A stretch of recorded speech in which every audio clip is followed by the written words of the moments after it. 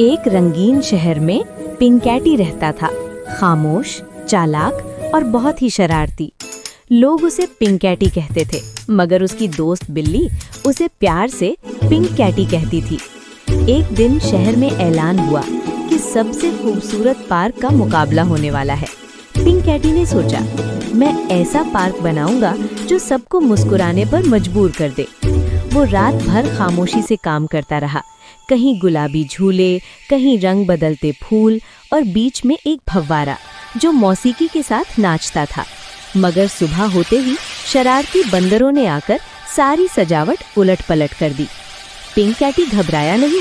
उसने अपनी खास खामोश प्लानिंग शुरू की। उसने आईनों से रास्ता बनाया, हवा के हुब्बारे लगाए और बंदरों को हंसते-हंसते वापस जंगल भेज दिया। आखिरकार पार्क पहले से भी ज्यादा खूबसूरत बन गया।